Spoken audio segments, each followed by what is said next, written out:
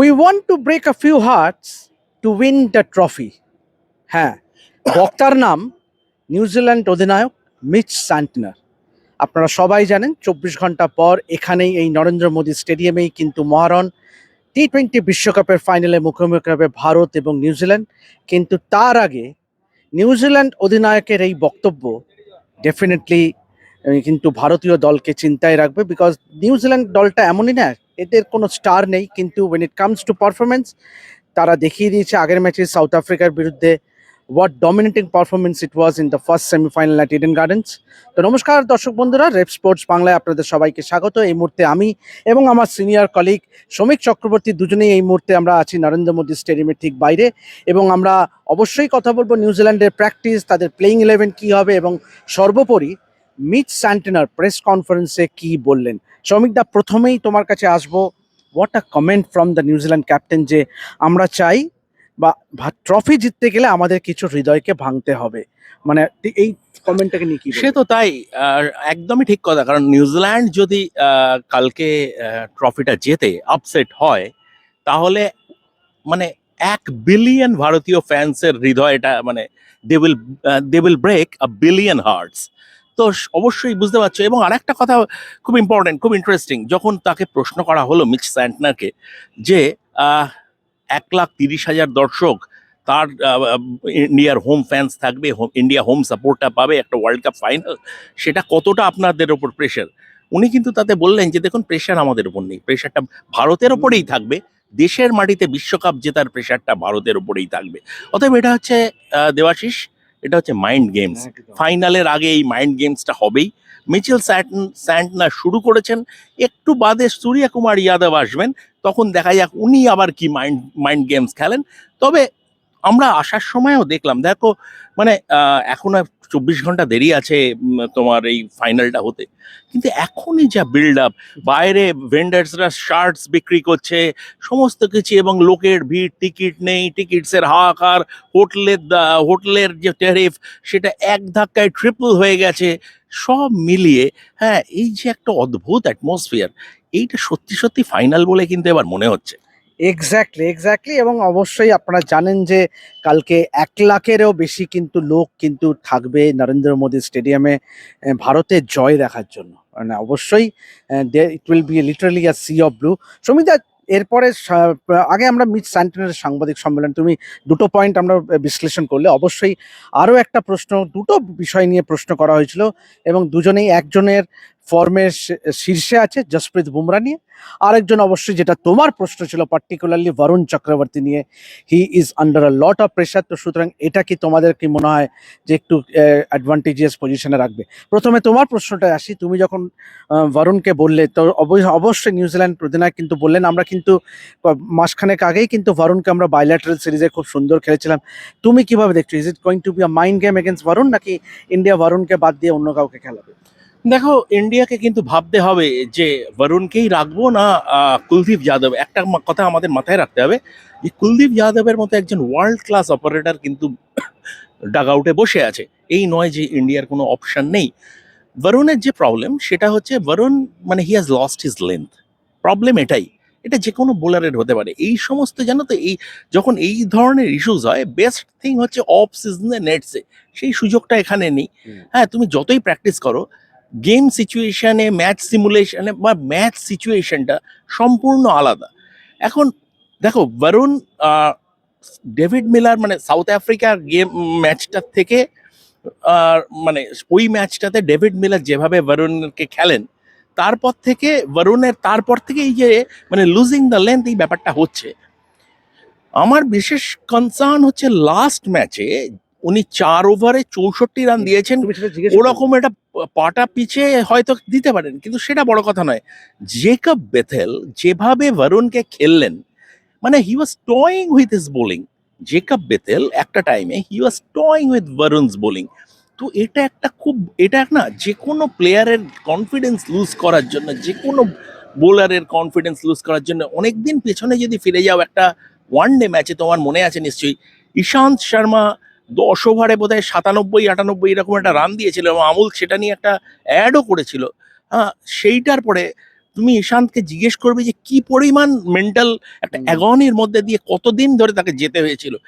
তো Jacob Bethell যেভাবে বরুণকে last ম্যাচে খেলেছেন, তো সেইটা কিন্তু একটা সাইকোলজিক্যাল তার এফেক্ট হলেও হতে পারে, জানি না হবে কি না, না হলেই ভালো, কিন্তু হতে পারে। তো সেদিক থেকে আমার মানে এটা খুব বেশি করে ক্রিকেট খেলা, যে কোনো স্পোর্টই কনফিডেন্স গেম।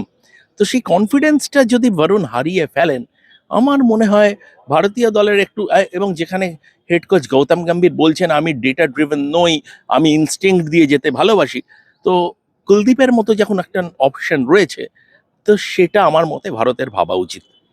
আরেকটা বিষয় নিয়েও কিন্তু নিউজিল্যান্ড অধিনায়ককে কিন্তু প্রশ্ন করা হলো আজকে সাংবাদিক সম্মেলনে জসপ্রীত বুমরা নিয়ে, এবং বললেন বুমরাকে নিয়ে তো যে কোনো দলকেই প্ল্যানিং করতে হবে, ও is a world class bowler. তো নিউজিল্যান্ড টিমকে তুমি do you think that they will plan something different against Jasprit Bumrah? দেখো, জসপ্রীত বুমরার এগেনস্টে ডিফারেন্ট কোনো প্ল্যান করে লাভ নেই, সিম্পল। কারণ জসপ্রীত বুমরা মানে নর্মাল বোলার নয়, ও হচ্ছে একজন ফ্রিক। তোমাকে ওয়েট করে থাকতে হবে। তোমার ব্যাপার হচ্ছে যে তোমাকে বলটা খেলতে হবে, জসপ্রীত বুমরাকে বলটাকে মেরিট অনুযায়ী খেলতে হবে, তার বাইরে কিছু তুমি করতে পারবে না। এবং তোমাকে প্রার্থনা করতে হবে হয়তো যেন একটা ডে অফ যায়, একটা যেন অফ ডে যায়, রাদার একটা যেন বুমরার অফ ডে যায়। যেমন ওয়ার্ল্ড কাপ ফাইনাল 2023-এর ওয়ার্ল্ড কাপ ফাইনালটা বুমরার কাছে অফ ডে গিয়েছিল, যেভাবে ট্রেভিস হেড ওনাকে আক্রমণ করেন। তো সেদিক থেকে দেখতে গেলে এর বাইরে তোমার কিছু করার নেই। এখন জসপ্রীত বুমরাদের মতো প্লেয়ার্সদের সঙ্গে যখন খেলতে হয়, তখন plan A, plan B, plan, কারণ তার কাছে প্রত্যেকটা কাউন্টার মেজার্স আছে। হ্যাঁ, এটা যদি অন্য সাধারণ লেসার মডেলস হতো তাহলে একরকম, তার কাছে সব রকম কাউন্টার মেজার্স আছে। তোমাকে তোমার সুযোগটা নিতে হবে। এবং তুমি একটা 20 ওভারের খেলায় এভাবে বলতে পারো না যে আমি 4 ওভার জসপ্রীত বুমরাকে মানে রেসপেক্ট দিলাম, তাহলে খেলাটা 16 ওভারের হয়ে যাচ্ছে। তো সেটাও তুমি করতে পারবে না। তো সেদিক থেকে দেখতে গেলে আমাকে নিউজিল্যান্ডকে মানে play the ball to its merit, আর ওই আম, আশা করে থাকা যে হয়তো একটা দিন জসপ্রীত বুমরার অফ ডে যাবে। রাইট, অবভিয়াসলি আমরা এবারে যদি একটু নিউজিল্যান্ড প্র্যাকটিসের দিকে তাকাই, the Black Caps did turn up yesterday evening. তারা কিন্তু কালকে ফ্লাড লাইটের আন্ডারে ট্রেনিং করেছিল, এবং আজকে কিন্তু এই কাঠ ফাটা রোদ্দুরে 2টো থেকে কিন্তু তারা প্র্যাকটিস করলো। এবং সেখানে কিন্তু আবারও কিন্তু আমাদের কিন্তু সবার নজর থাকবে শ্রমিকদা, নিউজিল্যান্ডের 2 opener, Finn Allen coming back after a terrific 100 not out of 33 balls, এবং সেই সঙ্গে টিম সাইফার্ট 58 রান 33 বলে। এবং obviously if you look at the New Zealand batting, they bat quite deep, কেননা Rachin Ravindra, Glenn Phillips, Daryl Mitchell. Daryl Mitchell, Mark Chapman, Even Mitch Santner, yes absolutely. তো শ্রমিকদা কিভাবে দেখছো, মানে New Zealand England কিন্তু দেখিয়ে দিয়েছিল, এবং ইনফ্যাক্ট প্রশ্নটাও করা হয়েছিল। ইংল্যান্ড মিচ স্যান্টার কিন্তু বারবারই বলছিল যে সাউথ আফ্রিকার প্রুভড ইট, যে এই সাইডটা is beatable. England came so close in winning that match semifinal at Wankhede. তো নিউজিল্যান্ডের অ্যাপ্রোচটা কি হবে, এবং will their success rely on the top order batting? দেখো, খুব ইম্পর্টেন্ট হচ্ছে কালকে ফিন অ্যালেন, খুব ইম্পর্টেন্ট। ফিন অ্যালেনকে ভারতীয় পার্সপেক্টিভে বলছি, ফিন অ্যালেনকে তাড়াতাড়ি ফেরাতে হবে। তার কারণ হচ্ছে ফিন অ্যালেন এমন একটা ইনিংস খেলে এসছে, এই ইনিংসটা যদি ধরো একটা অন্য কোনো টিমের খেলে, ধরো আমি বলছি একটা অ্যাসোসিয়েট টিম বা একটা মানে অন্য আহ, যে বোলার দুটোর এগেনস্টে রান করেছে দুজনে কিন্তু ওয়ার্ল্ড ক্লাস, মার্কো ইয়ানসেন এবং কাগিসো রাবাডা, তারপরে লুঙ্গি এনগেডি, বুঝতে পেরেছো? একটা ওয়ার্ল্ড ক্লাস বোলিং অ্যাটাকের এগেনস্টে ওই রাউন্ড ইনিংস খেলে এসছে। তার মানে তার, আবার বলি, এটা একটা কনফিডেন্স গেম। তার কনফিডেন্সটা এখন একদম আকাশের কাছে চলে গেছে। তো যে কোনো ব্যাটসম্যান প্রথম 5-6 বলটা একটু ভালনারেবল। তো ভারতের পার্সপেক্টিভে ফিন অ্যালেনকে তাড়াতাড়ি, যত তাড়াতাড়ি ফেরানো যায় ততই ভালো। নিউজিল্যান্ডের পার্সপেক্টিভে এটাই হবে ঠিক, যে একটা যদি ওপেনিং ব্যাটসম্যান, তবে আমার মনে হয় যে এই পিচটা আমরা যেটা মিচ স্যান্টনারও প্রেস কনফারেন্সে বললো, আশা করছি রান থাকবে এবং ব্যাটিং ভালো হবে। যে টসে জিতে ব্যাট করাই ভালো। ডিউ আসবে, শিশির পড়বে কি পড়বে না আমরা জানি না, কিন্তু টসে জিতে, যেমন আগের ম্যাচটায় ইন্ডিয়া 250-র ওপর রান করলো, মানে ওই ফার্স্ট ইনিংসেই তুমি যদি 25টা রান অ্যাভাব পার করে নিতে পারো, সেই স্কোরবোর্ড প্রেশারটা, যত ভালোই ব্যাটিং লাইন আপ, তার পক্ষে কিন্তু সেই প্রেশারটাকে সামাল দেওয়া শক্ত। অবশ্যই সমিতা যেটা বললো যে এই উইকেটে কিন্তু রান থাকবে নরেন্দ্র মোদী স্টেডিয়ামের এই উইকেটে, এবং আশা করবো একটা উত্তেজনাপূর্ণ আমরা ফাইনাল দেখতে পারবো। নিউজিল্যান্ড ভারতের যে কালকে যে ভিড়ে ঠাসা নরেন্দ্র মোদী স্টেডিয়াম থাকবে, নিউজিল্যান্ড চুপ করাতে পারবে কিনা সেটা সময়ই বলবে, but definitely India will definitely start as farm favourites. তো অন দ্যাট নোট এভাবেই আমরা আপাতত নিউজিল্যান্ড প্র্যাকটিসে মিস স্যান্টনার প্রেস কনফারেন্সটা আপনাদের বিশ্লেষণ করলাম, আপনাদের ডিটেলে বললাম, এবং সেই সঙ্গে নিউজিল্যান্ডের প্লেইং 11 লাইকলি কি হবে, very unlikely there is going to be any changes. তো আমার নিউজিল্যান্ড আমার জানি না, মনে হয় না কোনো চেঞ্জ করবে, কিন্তু ভারতের প্রেস কনফারেন্সের জন্য ওয়েট করে থাকতে হবে। ওই যে বললাম কুলদীপ না বরুণ চক্রবর্তী, সেটা একটা ভ্যালিড কোয়েশ্চেন, সেটা কিভাবে অ্যাড্রেস করে ভারত। তবে একটা কথা বলি দেবাশিস, এই কিছুদিন আগেই নিউজিল্যান্ড 4-1 বাইল্যাটারাল টি-20 সিরিজটা হেরে গেছে, কিন্তু সেটার সঙ্গে এটার কোনো সম্পর্কই নেই।